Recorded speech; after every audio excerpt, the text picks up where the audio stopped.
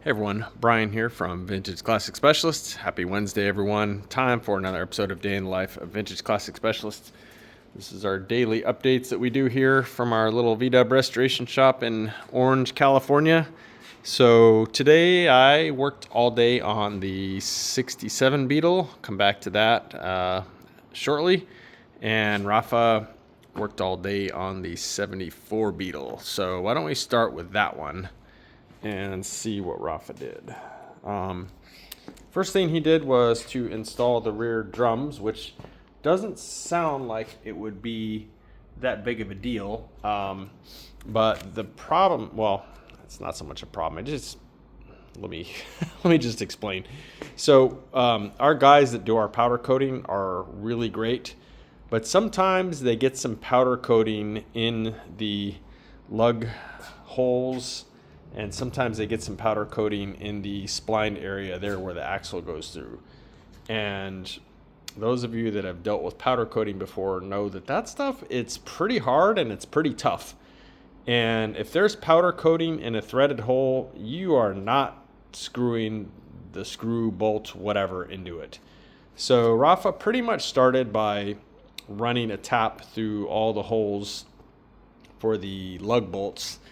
And it's when there's powder coating inside a tapped hole, it's pretty hard to run a tap through it. That powder coating is some very tough material. I mean, it's basically plastic, right? But yeah, it's kind of a bitch, frankly, to get out of holes like lug bolt holes if it's in there, and you of course just have to tap it. And then again, there was also some in the splines here, the female splines in the drum that mate with the axle, and so pretty much you just gotta go at those with like a file or something and clean any powder coating out of them, and then they're ready to go on. But yeah, you would think you would just slide the drums on and torque the nuts down and be good to go, but nah, sometimes yeah, it's a lot of times it's simple things like that. You think like, okay, this is literally going to be a 3-minute job, and half hour plus later you're finishing it up because you had to tap a bunch of holes or whatever. Anyway,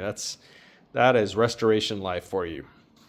But anyway, they're on now, so that's good. And then he went ahead, of course, and adjusted the e-brake lever, which he had installed yesterday. And then he spent most of the rest of the day actually kind of in the back of the car here. He was like inside this car for most of the day. And you can see some things he did here. The rear interior panels are in. Those are from TMI. We like their panels, actually.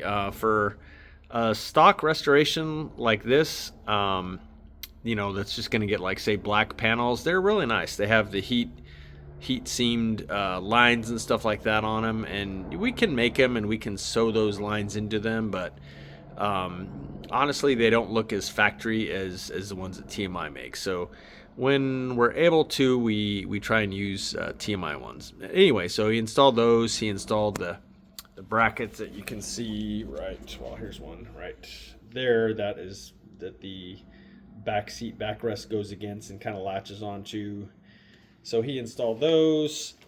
He cleaned up and restored the back seat belts, which are actually really pretty nice, and the retractors on them work and everything. So we're like, you know what, let's go ahead and use these puppies. Cleaned up really nice. I mean, I don't know if they were ever used or if they ever will be used, but they're in great shape and they're original, which makes them cool.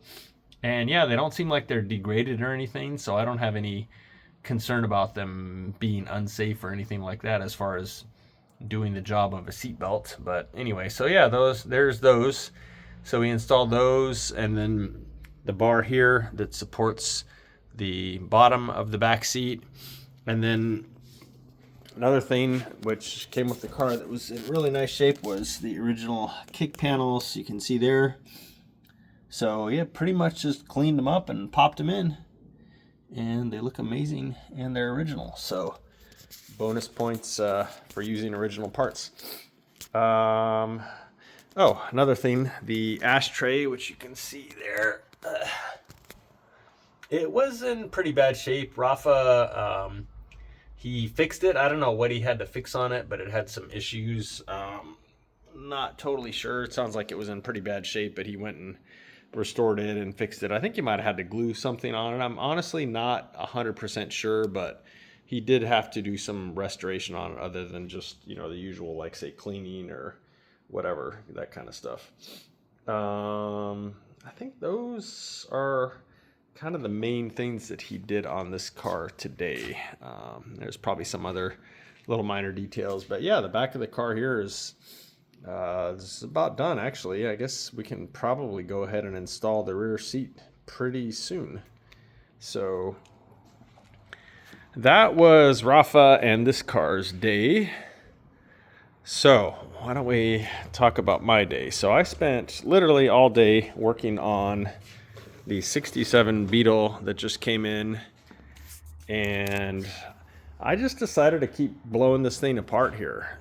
Jacob worked on it yesterday and took off a lot of stuff, and I think he worked on it yesterday and the day before as well. Maybe it was just yesterday. I don't know. The days all kind of run together, but one way or the other, Jacob worked on this car and had removed the bumpers and the trim and all the electrical and the fuse box and all that stuff. You can watch yesterday's video if you want to see what he did, if you're not a regular around here and haven't seen it. But today, yeah, I decided to just go ahead and keep blowing this thing apart. So I went ahead and removed the interior with the exception of the headliner that's still in there. But the rest of the interior is out now. And boy, this car, guys, this car sat with water in it for a long time. There is just this like very crusty rust all over the place on this car. Like you can see the floors here. And there's actually water sitting in there right now. And yeah, this stuff is kind of amazing. I mean, it's just pure rust.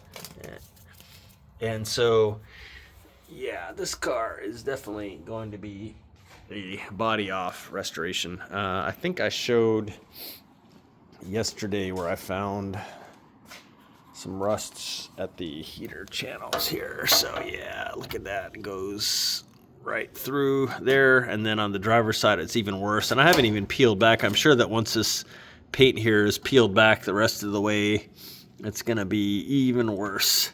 The other side is already showing much worse, and you can even see a little bit right there. I don't know if this is gonna focus there or not. Probably not, but anyway, you'll have to take my word for it. There's a bunch of holes down here. Other side's even worse, and I think we haven't even uncovered all of it. So, yeah, this car is going to be body off. So that is one of the other things I did today is I actually removed all of the body to chassis hardware. So it is all off now. This body is literally just sitting on here, compliments of gravity right now. And believe it or not, as rusty and gross as this car is, only one bolt broke, one pan to body bolt broke. So yeah, that was kind of amazing. But yeah, I took my time. We use this stuff, Kroll, and this stuff is pretty amazing. So if anything's gonna work, in our experience, this stuff does the trick. But yeah, so all the pan to body bolts are off. The steering I left hooked up because I don't know when we're actually gonna, physically remove the body from the pan, and it's nice to be able to steer the car to move it around in the meantime. But yeah, if I didn't mention it already, and if it's not painfully obvious, I removed all the windows. I disassembled the door windows, regulators, everything are out. I left the door latches intact because that way when Renee does get around to starting body work on it, he can check, alignment and stuff like that. So that can be taken apart later. But yeah, for now, all the windows are out. The motor is, of course, out.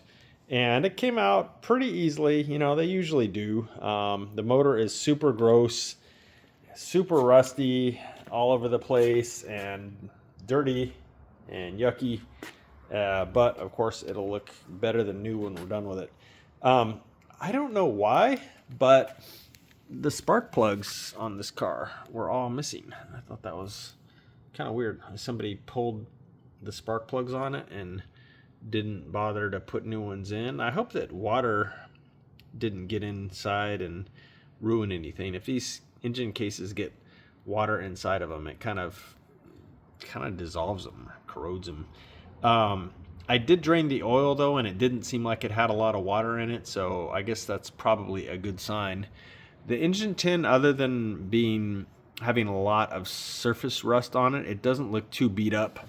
A lot of these, well, now that I say that, there's a dent right there, but it's not too terrible. I don't know if that even shows on the video.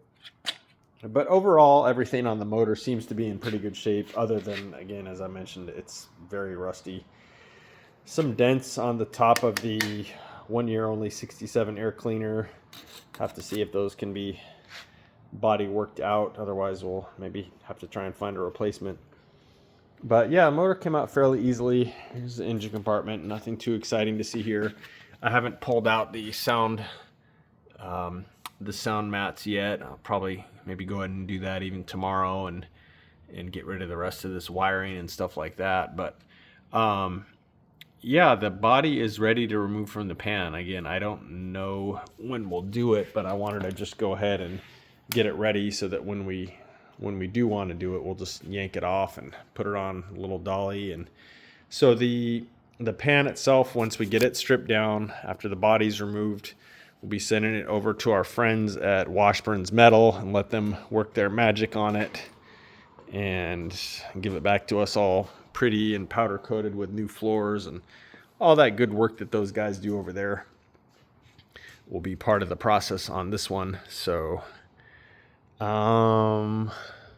Renee continued working on the 68 Gia. It's getting very close to final primer, so hopefully, again, that car is painted maybe next week. We'll see. I'll keep you guys updated, and I may do a separate update video on that car pretty soon here, maybe before it's painted at least. But for now, guys, that is it. So thank you all for watching, and we'll see you again tomorrow.